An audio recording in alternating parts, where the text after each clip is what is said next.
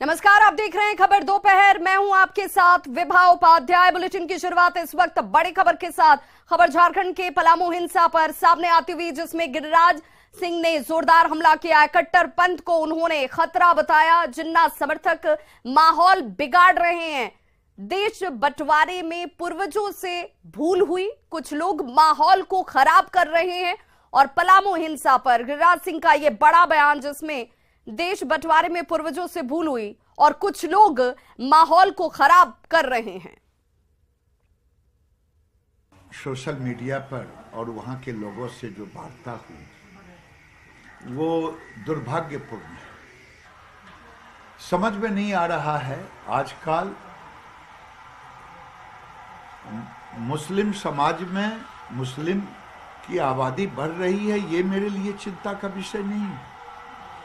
मुसलमानों की बढ़ती हुई आबादी चिंता का विषय नहीं है। जिन्ना के रास्ते पर चलने वाले जो कट्टरपंथी आ गए हैं वही ऐसा काम करते हैं। आज तक देश में किसी भी तजिया पर एक पत्थर भी नहीं फेंका गया होगा हिंदुओं के द्वारा, लेकिन मैं रामनवमी में देखता हूं, अन्य आज तोरण द्वार में, अगर तोरण द्वार भारत में नहीं शिव महोत्सव का बनेगा तो क्या पाकिस्तान और बांग्लादेश में बनेगा? मैं पूछना चाहता हूं देश के उन कट्टरपंथी मुसलमानों से कि मेरे पूर्वजों की गलती यही थी ना कि धर्म के आधार पर हुआ, तो पूरा पॉपुलेशन अगर चला गया होता पाकिस्तान, उधर से चले आए होते इधर, तो आज ये दुर्दशा नहीं होता।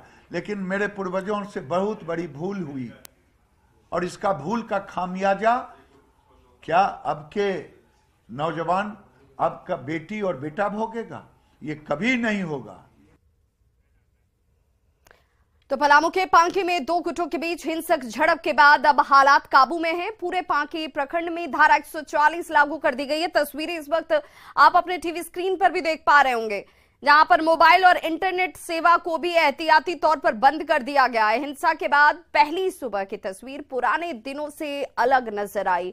लोग घरों में ही दुबके रहे। इक्का दुक्का लोग सड़कों पर जरूरी काम को लेकर जरूर निकले, लेकिन वो भी संगीनों के साए में। दोनों तरफ से जमकर पत्थरबाजी के निशान अब भी पांकी की सड़कों पर आपको नजर आ जाएंगे।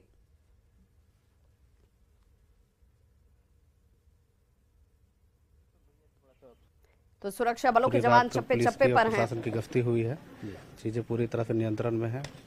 मैं सभी पक्षों से अपील करता हूं कि आप वहां पे ध्यान ना दें, भाईचारा बना के रखें, शांति बहाल करें। मैं यही अपील करता हूं दोनों पक्षों से। सर, जो लोग हैं उन लोगों से भी बातचीत का प्रयास किया जा रहा है ताकि जो हालात हैं उसे और नियंत्रित। अभी पूरे क्षेत्र में 144 धारा लगी हुई है, जिसका कड़ाई से हम लोग प्रयास कर रहे हैं कि पालन किया जाए, ताकि किसी प्रकार से अफवाह ना फैले और शांति बहाल रहे। इसका हम लोग पूरी तरह प्रयास कर रहे हैं। जिला प्रशासन पूरी तरह प्रयास कर रही है। पलामू के पांकी प्रखंड में अचानक दो समुदायों के बीच जमकर झड़प हो गई और पूरी तरह से जो पूरा इलाका है, हम आपको दिखाना चाहते हैं, जो सड़कों पर स्थिति है वो देख सकते हैं कि उस वक्त ये पूरा इलाका जो है वो रण क्षेत्र में तब्दील हो गया। गाड़ियों में तोड़फोड़ की गई और कहीं ना कहीं हर तरफ से जो बॉटल है या फिर कहें कि पूरी तरह से जो यहाँ पर जो भी चीजें लोगों को मिली उससे एक दूसरे को मारा गया। और कहीं ना कहीं उस वजह का, उस वक्त का जो आलम है, क्या परिस्थिति होगी, इन तस्वीरों को देखकर समझ सकते हैं। हालांकि अब जो है प्रशासन मौके पर मौजूद है और तमाम चीजों पर अब नियंत्रण पा लिया गया। हालांकि अभी भी माहौल जो है वो तनावपूर्ण जरूर है। आप लोग यहीं से हैं? जी। क्या हुआ था कल गेट द्वार लगाने के लेकर विवाद हुआ था। हाँ। बगल में शिव पहाड़ी मंदिर है। हाँ। उसी का गेट द्वार बंद रहा था। हाँ। इसके बाद इधर से ढेला पत्थर स्टार्ट हो गया। हाँ। इसके बाद दोनों तरफ से स्टार्ट हो गया ढेला पत्थर। जी। उसके बाद जो परिस्थितियां हुई थी अब क्या है? प्रशासन आने के बाद अभी तो नॉर्मल है, अभी शांति बना हुआ है। कई लोगों को चोट भी आई। 6 लोग के आसपास घायल हैं। जी। कहाँ हैं वो? हॉस्पिटल में भर्ती थे। जी। तो मतलब अब स्थिति क्या, अब आप लोग क्या चाह रहे हैं? शांति चाह रहे हैं हम लोग, शांति हो। जी। क्या नाम हो गया आपका? अजीत मिस्त्री। अजीत मिस्त्री। तो यहाँ पर जो लोग हैं वो भी बता रहे हैं कि अब शांति चाहिए। प्रशासन के द्वारा भी यही अपील की जा रही है कि लोग अफवाहों पर ध्यान न दें और जो परिस्थितियां हैं उसे नॉर्मल किया जाए। आपको बताना चाहेंगे कि हमारे पीछे ही वो जगह है जहां पर तोरण द्वार बनाया जा रहा था और यहीं पर ये तमाम जो चीज़ें हुई हैं यहीं पर हुई, यहीं पर पथराव हुआ और यहाँ पर जो भी चीज़ें आई सामने उसे पूरी तरह से क्षतिग्रस्त कर दिया गया। हालांकि यहाँ पर अब मौके पर पर्याप्त मात्रा में पुलिस बल जो है वो मौजूद है, जिस वजह से जो स्थितियाँ हैं वो धीरे धीरे सामान्य ज़रूर हो रही हैं। वर्तमान में यहाँ पर जो इंटरनेट सेवा है उसे भी बंद कर दिया गया है, तो धारा 144 पूरे पांकी में अभी भी लागू है। देखना होगा कि पूरी स्थिति कब तक पूरी तरह से नियंत्रित हो पाती है और स्थितियां कब तक सामान्य हो पाती हैं।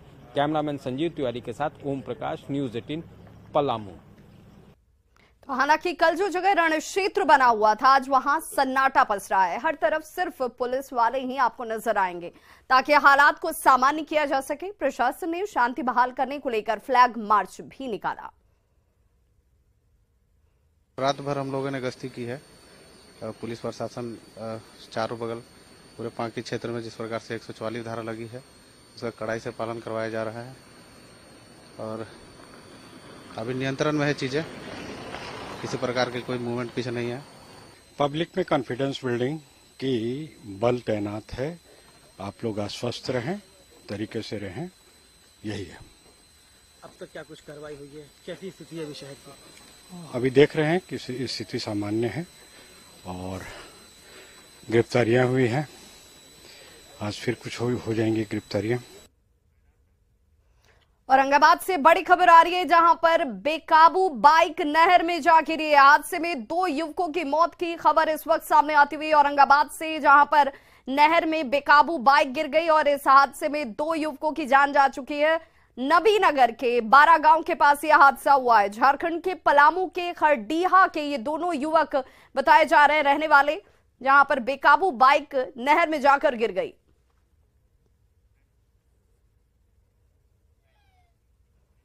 और पुलिस का वसूली करते हुए एक वीडियो बेहद तेजी से वायरल हो रहा है। रोहतास में पुलिस का यह वसूली करते हुए वीडियो इस वक्त आप अपने टीवी स्क्रीन पर भी देख सकते हैं। वीडियो डेहरी ऑनसोन के नासरीगंज का बताया जाता है और वीडियो में साफ दिख रहा है कि पुलिस की गाड़ी पर सवार जवान ट्रक ड्राइवर से रुपए ले रहे हैं।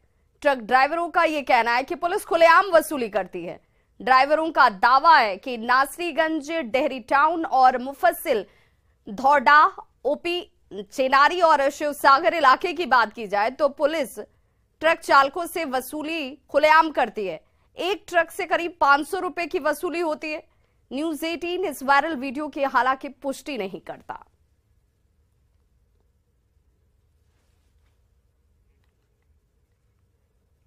और बड़ी खबर इस वक्त लखीसराय से आ रही है जहां पर नक्सलियों के खिलाफ सर्च ऑपरेशन चलाया गया है। नक्सल प्रभावित कजरा, पीरी बाजार और चानन के जंगली और पहाड़ी इलाके में यह सर्च ऑपरेशन इस वक्त चलाया जाता हुआ। ऑपरेशन में बड़ी संख्या में नक्सलियों की मौजूदगी की जानकारी सामने आई है। बताया जा रहा है कि नक्सलियों की मौजूदगी की सूचना के बाद ही ये ऑपरेशन जो है वो चलाया गया। एसएसबी और एसटीएफ का सर्च ऑपरेशन इस वक्त इन जंगली और पहाड़ी इलाकों में होता हुआ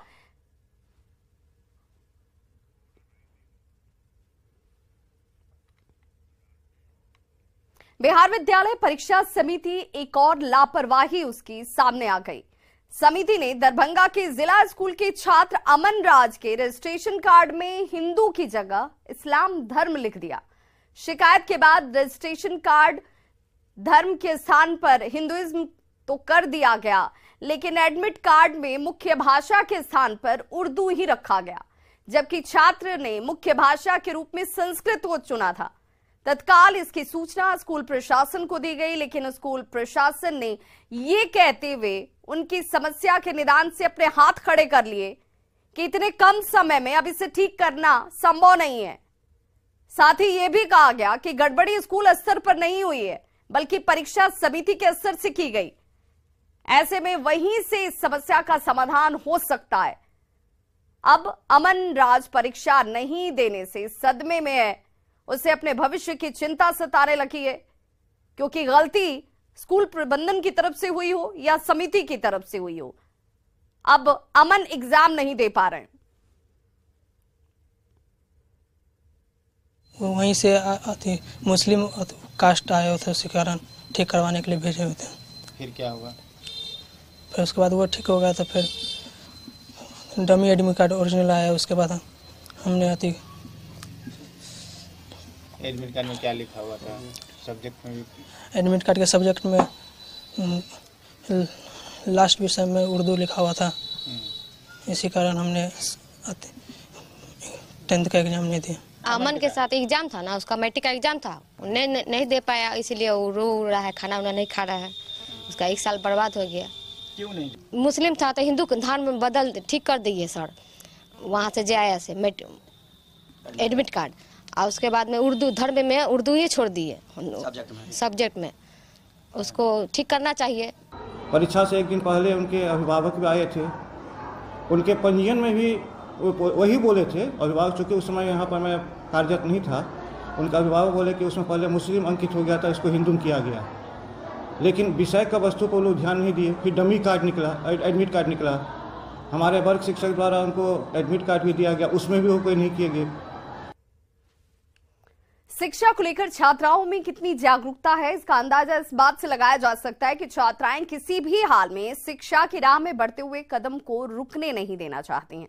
और इसका एक नमूना बांका के चांदन में देखने को मिला, जहां MMKG उच्च विद्यालय में मैट्रिक की परीक्षा दे रही एक छात्रा एम्बुलेंस पर चढ़कर एग्जाम देने के लिए पहुंची। 22 साल की ये रुक्मणी मंगलवार को गणित की परीक्षा देकर रात को बुधवार की परीक्षा की तैयारी कर रही थी, और तभी उसे देर रात को प्रसव पीड़ा शुरू हो गई। परिवार वालों ने रुक्मणी को अस्पताल पहुंचाया, जहां बुधवार सुबह 6 बजे उसने एक बच्चे को जन्म दिया, और ठीक 3 घंटे के बाद पहली पाली में उसका विज्ञान का पेपर था। पहले 2 डॉक्टरों ने उसे परीक्षा देने से मना कर दिया, लेकिन जब रुक्मणी परीक्षा देने पर अड़ी रही तो 2 घंटे के बाद वो एम्बुलेंस से ही परीक्षा केंद्र पर परीक्षा देने के लिए पहुंच गई और डॉक्टरों की देखरेख में विज्ञान की परीक्षा दी। अब एग्जाम दे लेंगे? हाँ। अब कहाँ से परीक्षा फॉर्म भरे थे? अम्बेडकर स्कूल से। अम्बेडकर स्कूल से? हाँ। क्या आपको हुआ, बेटा या बेटी है? बेटा। कब हुआ है? आज 6 बजे। 6 बजे। आप परीक्षा दे लेंगे अच्छा से? हाँ, दे लेंगे। पूर्व कृषि मंत्री और आरजेडी विधायक सुधाकर सिंह ने एक बार फिर नीतीश सरकार पर हमला बोला है। सीएम नीतीश कुमार पर हमला बोलते हुए उन्होंने कहा कि अधिकारियों और गुंडों के लिए सरकार चलाते हैं, किसानों के लिए नहीं। कैमूर के रामपुर में भारतमाला एक्सप्रेसवे के निर्माण के लिए जमीन का अधिग्रहण किया गया, जहां पर किसानों की समस्या पर बोलते हुए राज्य सरकार पर जोरदार हमला किया गया सुधाकर सिंह की तरफ से। उन्होंने एक बार फिर से कहा कि वो पिछले दरवाजे से राजनीति करते हैं, चुनाव जीतकर नहीं आते हैं, और ऐसे लोगों को राजनीति में प्रतिबंधित करना चाहिए। जनता उन्हें ही भेजे जो जनता से चुनकर आते हो, जनता जिन्हें जिताती हो वही राजनीति करने के असल हकदार हैं। मेरा बहुत अनुभव खराब रहा नीतीश कुमार के साथ। वह सरकार अधिकारियों, भ्रष्टाचारियों और गुंडों के लिए चलाते हैं, बिहार के किसानों और मजदूरों के लिए नहीं चलाते हैं। यह सबको विदित है, सबको मालूम है।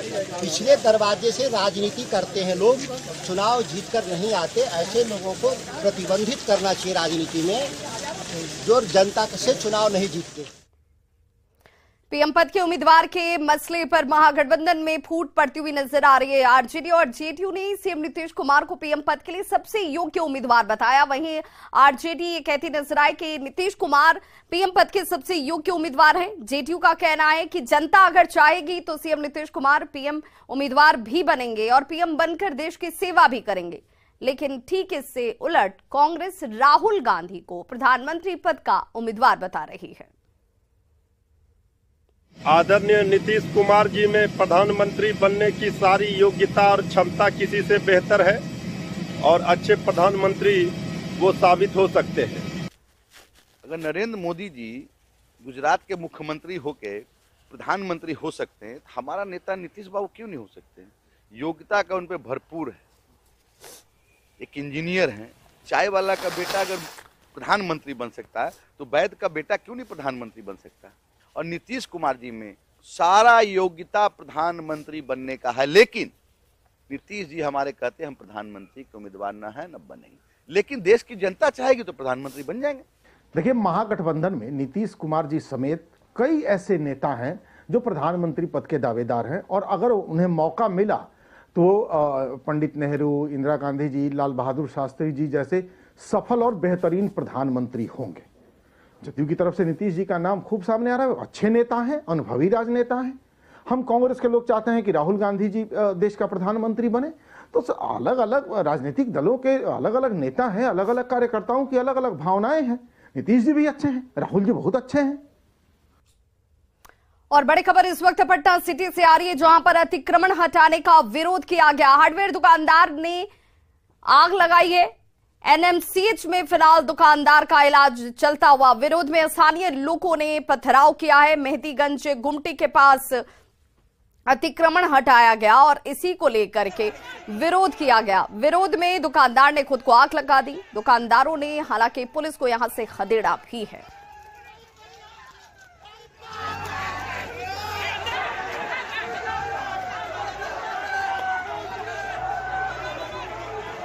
तो ये तस्वीर देख लीजिए, जहां पर प्रशासन पहुंची हुई थी अतिक्रमण को हटाने के लिए, लेकिन अतिक्रमण हटाया जा रहा था तो दुकानदारों की तरफ से विरोध शुरू कर दिया गया और विरोध करते करते एक दुकानदार ने खुद को ही आग लगा ली। अभी फिलहाल इस दुकानदार का इलाज अस्पताल में चल रहा है।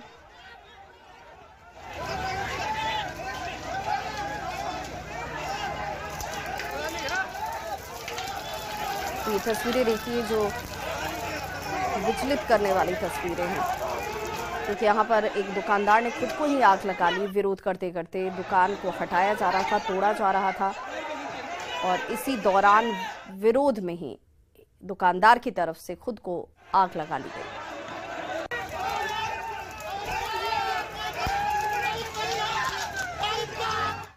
तो इस बुलेटिन में बस इतना ही। न्यूज़ 18 बिहार झारखंड पर खबरों का सिलसिला लगातार जारी है।